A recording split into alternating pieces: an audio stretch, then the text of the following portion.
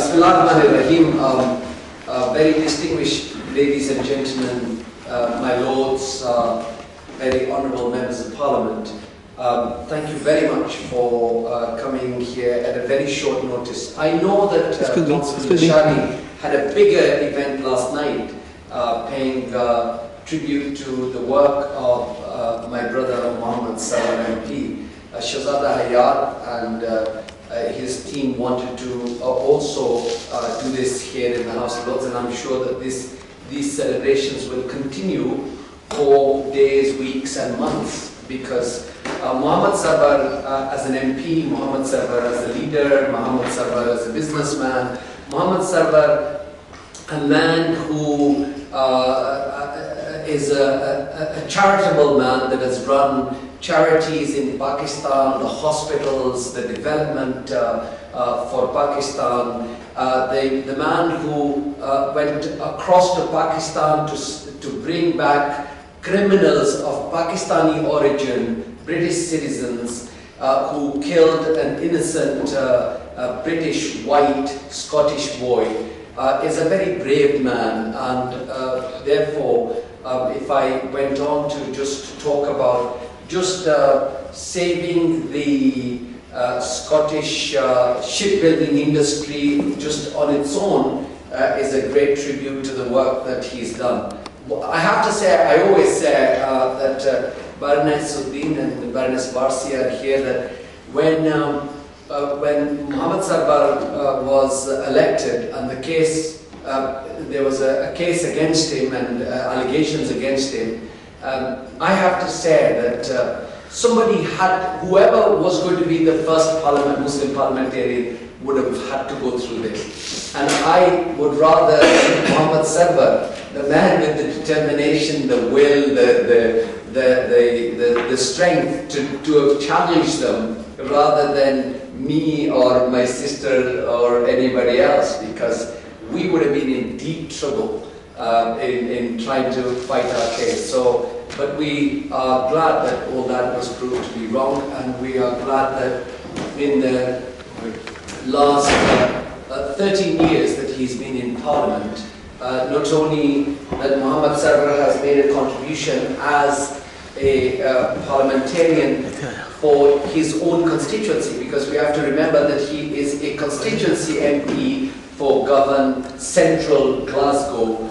He represented the Scottish people, and as the chairman of the Select Committee, he represented Scotland inside Parliament. And so I feel very proud and privileged that a man who started from Punjab, who came here as a small businessman, as a student actually, and a businessman, who made his way all the way up and opened the doors for us. So our job became much easier in Parliament. So it's my honor and pleasure to welcome everyone, and particularly my brother Muhammad Sarwar. I said this yesterday and I'd say it again, that I think that he now deserves to be on these red couches so he can rest and sleep on those red couches with us. And there's plenty to do, in fact, even for you here, but nevertheless, you don't have the constituents ringing you at 3 o'clock and saying that the visa officer has refused my application, can you get me that visa? I have the great pleasure now of asking our great leader, actually, and again, a veteran who supports oppressed people around the world, but in particular the Palestinian people and the Kashmiri people. A man who has represented his constituency for over 40 years and has done it in such a beautiful way that I remember that even when somebody was trying to challenge him, I stood by him, and I'm very proud of that, and we continue to support him because he's a great man. Gerald Coleman. Thank you very much, Nazir. This is the third day in succession in which I've had the opportunity of paying tribute to my good friend Muhammad Sarwar. He came to my constituency from Glasgow, all the way to Manchester and back again on Sunday to address a meeting of Muslims, particularly but not solely of Pakistani origin. Because he was our guest, 400 people attended the meeting, and he addressed that with grace and eloquence, and I was able to thank him on my own home ground in Manchester, but I thank him again now. Yesterday we had the event in the House of Commons with the Speaker and the Leader of the House and many others. And again I had the opportunity of thanking him and paying tribute to him. And although I have another engagement to go to, I did not want to miss the opportunity of paying tribute to him here in the House of Lords.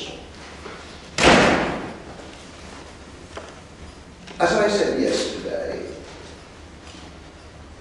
Muhammad is often referred to, and inevitably, as a Muslim Member of Parliament. But he is not a Muslim Member of Parliament. He is a Member of Parliament who is a Muslim. He was not elected to Parliament because he was a Muslim, nor despite the fact that he is a Muslim. He was elected as a Labour Member of Parliament for a constituency mainly consisting of indigenous Scots. And he was elected because of his record public service on the Glasgow City Council, and also because of the fact that he was a champion of the people who had proved himself peace. And never during his 23 years in the House of Commons has he ever misinterpreted his role. His role, of course, is to deal with issues which are close to his heart as a Muslim, but not only as a Muslim. When he fights for the Kashmiris, he is a Muslim, but he fights for them as a human being. When he fights for the Palestinians, and the Palestinians, of course, are Christians as well as Muslims, he fights for the Palestinians because of the fact that they are an oppressed race and deserve a great and eloquent champion. When he voted against the war in Iraq, he voted against the war in Iraq because he believed that launching such a war was wrong. And although he is a proud Muslim, and although he is an extraordinary exemplar for Muslim people in this country, he sits in the House of Commons on his own merits, and he sits in the House of Commons as a representative of the Labour Party, which he has served so long, almost from the time when he first came to his country. I've had the honour of sitting on the benches in the House of Commons, not too far away from the House, for many years. And it isn't simply that he is eloquent, which he is, and it isn't simply that he is highly principled, which he is. He adds dignity to the House of Commons. And the House of Commons has been the better and of the highest standard because he has been a member there.